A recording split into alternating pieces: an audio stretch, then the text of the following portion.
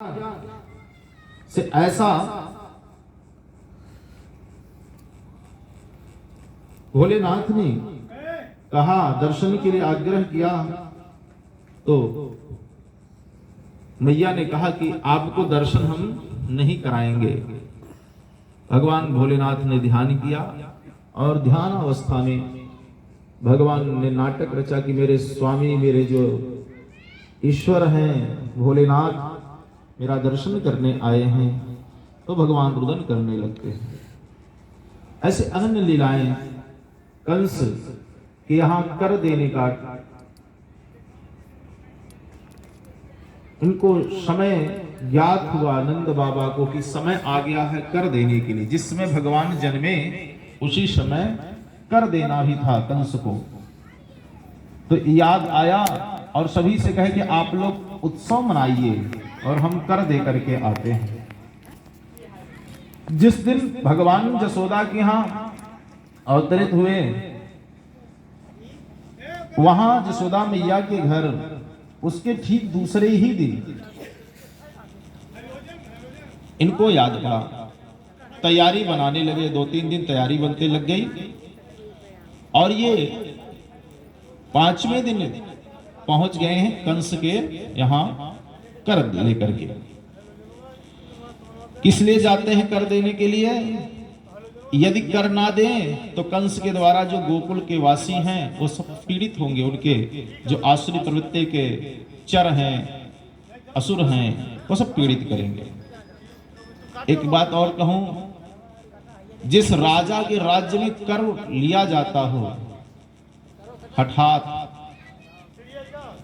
तो वह राजा नहीं, वह असुर ही है, उसे दैत्य ही कहा जाएगा। राजनीतिक तथ्य पे हम नहीं जाएंगे। आज के समय पर कुछ भी खरीदिए, 1 रुपए का शैम्पू खरीदे, उसमें भी टैक्स लगा हुआ है। लेकिन लोग जानते हैं कि इसमें टैक्स नहीं लगता है। कोई भी 1 रुपए 50 पैसे का भी सामान अगर आपने लिया तो उसमें 75 पैसा टैक्स लगा ही लगा है। 25 पैसा उत्पादक है, बाकी हम टैक्स ही भर रहे हैं सभी लोग। तो टैक्स जिस समय लगता है समझिए कि वो राजा नहीं, वो असुर है, क्योंकि कर तो लेने वाला डकैत ही होता है। श्री शुकाचार्य कहते हैं, परीक्षित, गोकुल की रक्षा के लिए नंद बाबा तैयारी करते और टैक्स में क्या जाता है, उसके पहलवानों के लिए गैया चराते। नंद के जो दास लोग हैं, ग्वाल बाल लोग हैं, वह गैया चराते, गैया दूही जाती, उससे दही बनती, दही से मथनी होती उसकी, फिर उससे जो मक्खन निकलता, जो घी निकलता, वह कंस के घर जाता। कोई दूध नहीं पी पाता, सिर्फ ये लोग गौ सेवा करते। ऐसा अत्याचार था कंस के समय में।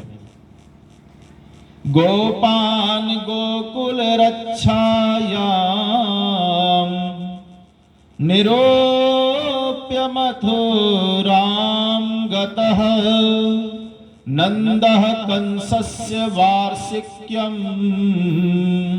करं दातुं कुरुद्वः।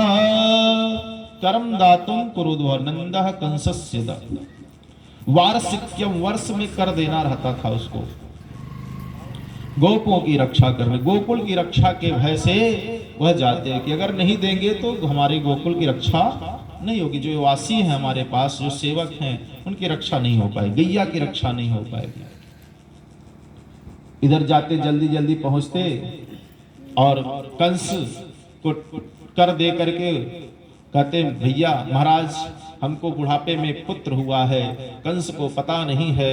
कंस आशीर्वाद देता नंद बाबा के छोरों को, कहता कि आपका पुत्र खूब यशस्वी हो, दीर्घजीवी हो, खूब बलवान हो। हाँ, खूब आशीर्वाद देता, अजय हो, बहुत आशीर्वाद देता। अब ये नहीं जानता कि हम अपने शत्रु को ही आशीर्वाद दे रहे हैं। श्री नंद बाबा के परम मित्र हैं वसुदेव जी महाराज, कारागार में जाते, सोचते कि हम इनको अपने सुख की बातें, ये दुख में हैं, इनको अपने सुख की बातें बताएंगे तो अच्छा नहीं लगेगा। सो नंद बाबा मिलते, जल्दी जल्दी मिलते और उनसे कुछ कहना चाहते हैं, व्यक्त करना चाहते हैं, पर धीरे से कहते हैं कि भैया मित्र, क्या बताएं, हमें तो बुढ़ापे में एक लल्ला हुआ है, और ये पुत्र हमारा नहीं, आप ही का है।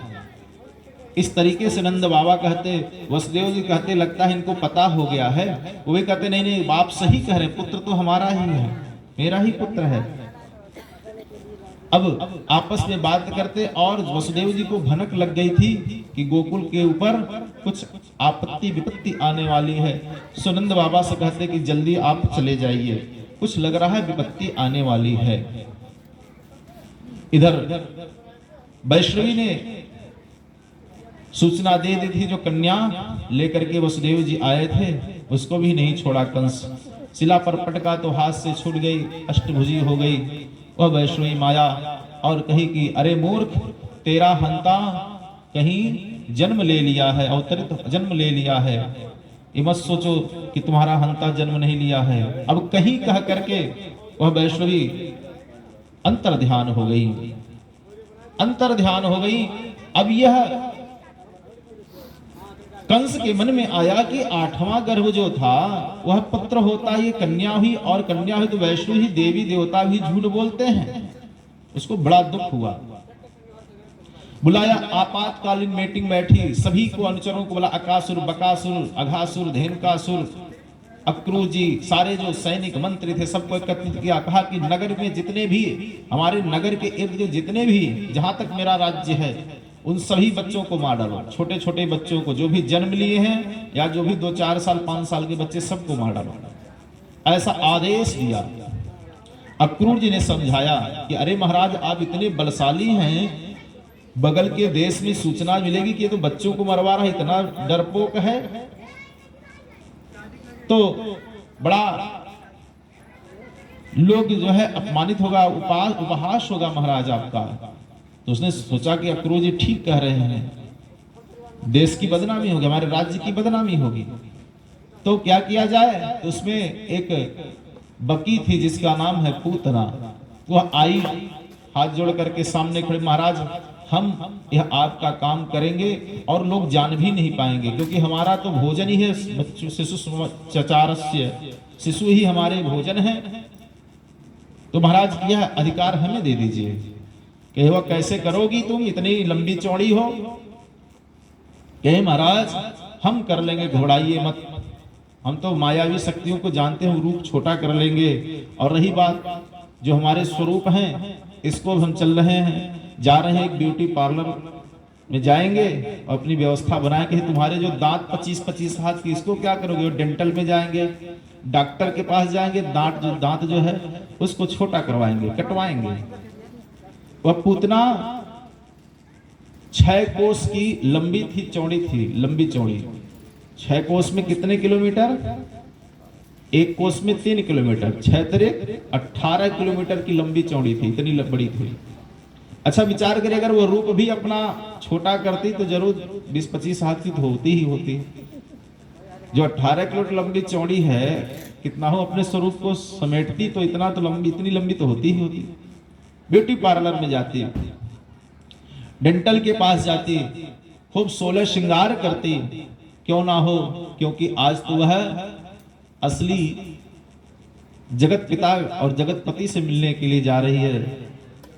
हाँ, और कही कि महाराज चिंता मत करिए, हम अपने स्तन में कालकूटक नामक जो है विष लगा करके जाएंगे और बच्चों को दूध पिलाएंगे, जो भी छोटा बच्चा होगा मर जाएगा। तो उत्सव उस समय मनाया जा रहा था नंद के घर, वह वहीं पर पहुंच गई। सारे जो ब्रज के वासी थे सोचे ये कौन आ गई, कहां से इतनी लंबी चौड़ी हट्टी कट्ठी है और बड़ी सुंदर है, सुगंध आ रहा है इसके शरीर से, श्रृंगार बहुत अच्छा की है, कौन हो सकता है। किसी ने कहा कोई नए रिश्तेदार होंगे नंद बाबा के मानो, और सीधे नंद के घर में पहुंच गई। जसोदा मैया लल्ला को पलने में जो है झुला झुला रही थी। जसोदा मैया ने देखा, सोचा कि कोई हो सकता अतिथि हो। उस समय तो इतने लोग आ जा रहे थे कि जसोदा मैया भी यह पूछती नहीं थी कि आप कौन हैं, कहां से आए हैं, किस लिए आए हैं। अगर कोई कह देता है लल्ला का दर्शन करने का है तो कोई बात नहीं, ठीक है दर्शन कर लो। अब दर्शन करने के लिए कही तो जसोदा मैया गई, अतिथि से भाव से गई, जलपान कराने की व्यवस्था करने के लिए चली गई। पूतना लल्ला को देखी, भगवान को जब देखी तो भगवान उस समय जिस समय जसोदा मैया खिला रहे थे तो नेत्र खुले हुए थे। पूतना जब सन्मुख हुई तो भगवान ने नेत्र बंद कर लिए। भगवान के नेत्र बंद करने के अनन्य भाव आचार्यों ने लगाया 108 प्रकार का भाव उत्पन्न किया है। अगर वह भाव उत्पन्न किया जाए तो इसी में पूरी कथा समय व्यतीत हो जाएगा। 108 प्रकार के भाव लगाए हैं सब। युवा किसी ने कहा कि पूतना को भगवान ने देख करके नेत्र क्यों बंद किया? तो वेदांत जो वेद पाठी लोग थे, वेद पाठी ब्राह्मणों ने कहा कि भगवान ने मानो इसलिए नेत्र बंद, भगवान ने नेत्र नहीं बंद किया, भगवान से प्रार्थना की। कौन? सूर्य और चंद्रमा ने। सूर्य ने प्रार्थना की, प्रभु हम तो आपके नेत्र हैं और हम तो आए हैं अच्छे अच्छे संतों का दर्शन करने के लिए, जो आपसे प्रेम रसिक जन है, आपसे प्रेम करने वाले, उनका दर्शन करने के लिए आए हैं। ये तो अविद्या महापापनी बाल घातनी यह आई है, हम इसका दर्शन नहीं करेंगे। इसलिए मानो भगवान से प्रार्थना की तो भगवान नेत्र बंद कर लिए। वेद में आया है, चंद्रमा मनसो जातश्चक्षो सूर्यो। भगवान के नेत्र कौन है? भगवान का नेत्र कौन है? सूर्य है। मन कौन है? चंद्रमा से उपमा दी गई है। तो सूर्य ने मानो प्रार्थना कर ली। जो वेद पाठी लोग थे, वेद पाठी ब्राह्मण जो वेद ज्ञान के ज्ञाता थे और जो अनन्या भाव को उत्पन्न करने वाले शास्त्रों से थे, किसी ने कहा कि पूतना ना पूती ही, जिसके पास निपूती का मुंह नहीं देख, जिसके पास संतान नहीं उसका मुंह नहीं देखना चाहिए। या जो बाल घातनी है, हत्यारणी है, बच्चों को मारती है, ऐसे लोगों का मुंह देखना पाप है। इसलिए मानो भगवान ने नेत्र बंद कर लिया। किसी ने कहा नहीं नहीं, जो रामचरितमानस के ज्ञाता थे उन्होंने कहा नहीं नहीं, भगवान मानो इसलिए नेत्र बंद कर लिए कि दो ही अवतार विशेष हैं, एक राम और कृष्ण। सारी ब्रह्मांड के लोग जानते हैं राम और कृष्ण को। बाकी अनन्या जो अवतार लिए हैं 24 अवतारों में 2 अवतार सभी लोग जानते हैं, राम और कृष्ण का। बाकी हयग्रीव का अवतार लिए, मत्स्य अवतार, कच्छप, वाराह, नरसिंह, सनक, सनंदन, सनत कुमार आदि बहुत से 24 अवतार लिए, परंतु 2 अवतार तो सभी जानते। क्यों? क्योंकि इन्हीं का कीर्तन हर जगह होता है। हरे रामा हरे रामा राम रामा हरे हरे, हरे कृष्णा कृष्ण कृष्णा हरे हरे। तो यह तो 2 नाम तो सभी जानते हैं। और इन दोनों अवतार में मुझे सर्वप्रथम सबसे पहले मैया का ही उद्धार करना पड़ा। रामावतार में भी विश्वामित्र जी इशारा कर रहे हैं कि यह साधु संतों को मार के खा जाती है, यज्ञ को नष्ट कर देती है, इसको राम इसका उद्धार करे। इस विश्वामित्र इशारा करते हैं। पहला युद्ध प्रारंभ होता है, पहला वध ताड़का से शुरू होता है। राम जी ताड़का का वध करते हैं। कृष्णा अवतार में भी भगवान मानो विचार किए कि यह मैया से ही प्रारंभ होगा क्या, तो मैया जो है मैया से प्रारंभ करते मानो, इसलिए विचार करने लगे क्या बताएं। अब किसी ने कहा कि नहीं नहीं यह बात नहीं है। किसी ने कहा कि मानो भगवान इसलिए नेत्र बंद कर लिए, भगवान तो सर्वांतर्यामी हैं, सबको जानने वाले हैं, हर कण कण में हैं, सभी के मन भाव को जानते हैं, इसलिए